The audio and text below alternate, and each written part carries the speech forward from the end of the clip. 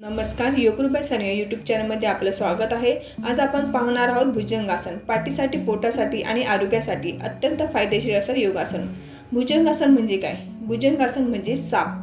या आसनात शरीर सापासारखं वर उचललं जातं। याचे आपण आता फायदे जाणून घेणार आहोत। पाठीचा कणा मजबूत होतो, कंबरदुखी कमी होते, पोटाची चरबी कमी होण्यास मदत होते।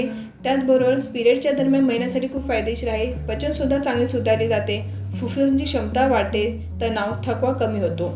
चला तर मग सुरुवात करूया। भुजंगासन स्टेप बाय स्टेप कशा पद्धतीने करायचं आहे। भुजंगासन।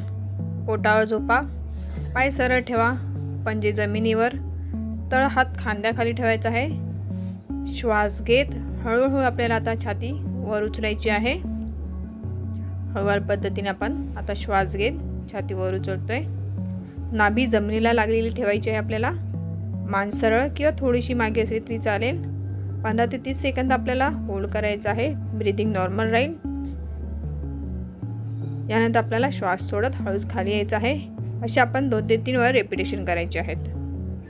भुजंगासन हे आसन कोणी करावे कोणी करू नये याबद्दलची काळजी मी तुम्हाला डिस्क्रिप्शन बॉक्समध्ये दिलेली आहे। नक्की जाऊन वाचायचं आहे आपल्याला। तर कसा वाटला आजचा योगाचा व्हिडिओ? चॅनलला लाईक, सबस्क्राईब आणि शेअर करायला विसरू नका, जेणेकरून माझ्या योगाच्या व्हिडिओचे नोटिफिकेशन तुम्हाला मिळत राहतील।